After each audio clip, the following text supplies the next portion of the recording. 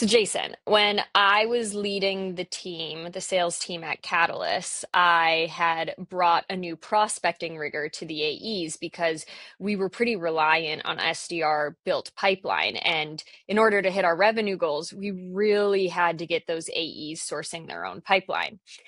And this has kind of become a trend from what I'm seeing across different SaaS companies is the old way of building pipeline through inbound channels or outbound SDR channels isn't enough to hit our targets. And we're now asking salespeople who sometimes haven't prospected in 10 years to now break Yeah. into their accounts and build pipeline.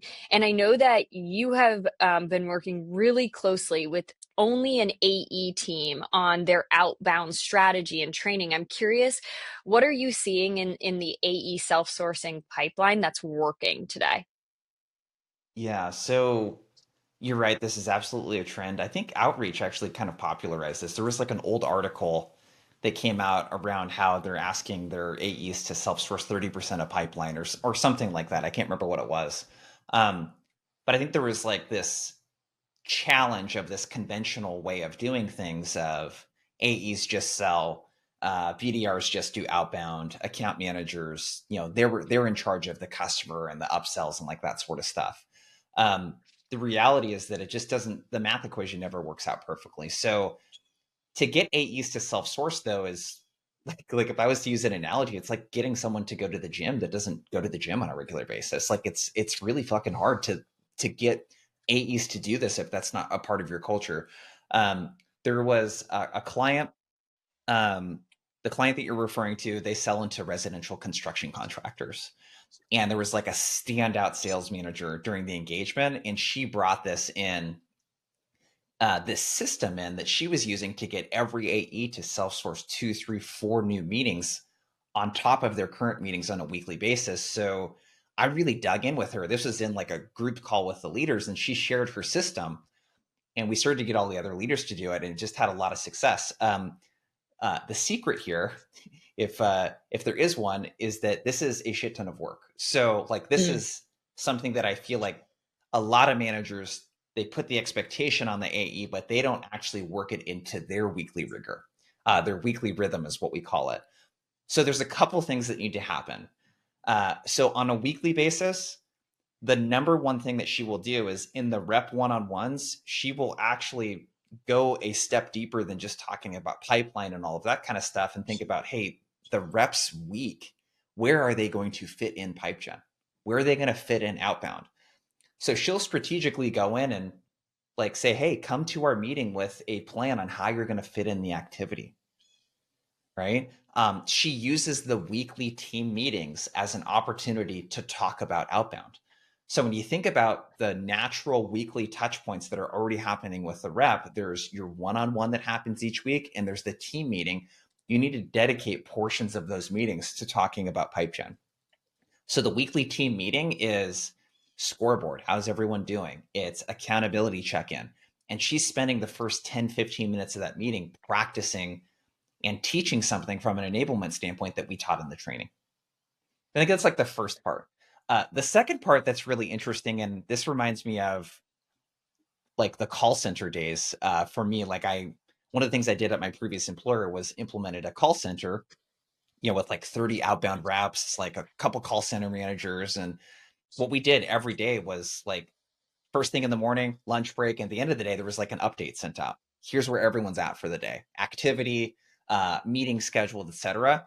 So she sends out these updates to her team on a daily basis. In other words, she creates a lot of visibility around what's actually going on. I think this could be a little overkill, this next one, depending on the type of team that you have. If you have really experienced strategic reps, they might not appreciate a daily huddle in the morning, Mhm. but she does a 20 to 30-minute daily huddle where you're supposed to have made 25 cold calls coming into that huddle. And that huddle is all about just practice and reinforcement. And then she'll check in one to one during the day with reps that haven't put in their activity yet. I know that you were really big on that during your time at Outreach. So that's the rigor from a weekly and daily standpoint. It's a lot of like not letting a day or a whole week go by without activity happening. It's checking. but she's putting in a ton of work to like help reinforce, practice, all of that stuff. That's what really worked really well for her. And I think that's a huge part that goes into a cultural shift in behaviors when we're asking reps or different teams from a go-to-market perspective to do something that they haven't done. It does take time to shift that behavior and to shift the culture. And we talk so much about in our deliveries participation and candor. So if leaders can participate in the actual asks that we're putting in front of the sales team, I feel as though it's adopted at a higher rate. I know that when I asked my teams to prospect, and they were like, oh, okay. And every day I have cold calls and I have to send emails. We would actually do power hours where we would bring in the sales leadership team as well as our CMO and our CEO, and they would go from station to station and we would all help them prospect. So when you can like be Yeah. in the trenches with your reps, you usually see better results. So I love it does Yeah. sound like a lot of work, and it is, but I do think that if you are that detail oriented in your process and you align it to your weekly rhythm as a leader, it does warrant strong results with the reps. What Yeah. what type of pushback did she get, if any, or how long did it take to adopt this new motion of rigor and prospecting efforts with her team?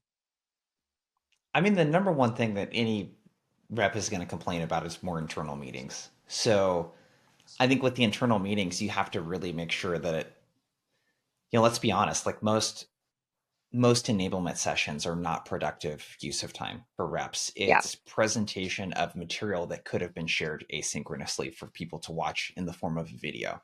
And it's not a knock on my enablement people out there because there's a lot of great enablement that's happening. I think the way in that it's delivered and expected to be consumed is not always something that reps look forward to.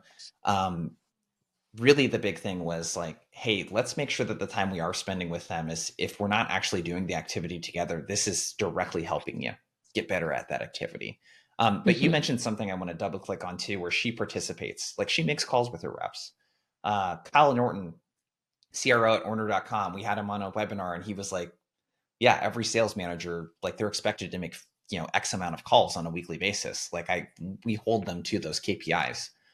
That's one thing I always prided myself in. I mean, like I prospect, we have an SDR I prospect alongside of and make calls. We're trying to get people to show up to an exec dinner right now in Chicago. And I've been making cold calls, for that. So it's like, you have to participate in the activity with the rep for sure.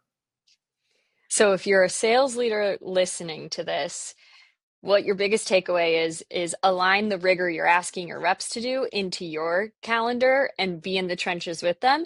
If you're a rep that's listening to this and you're like, oh, I would love for my manager to cold call with me, opportunity to manage up.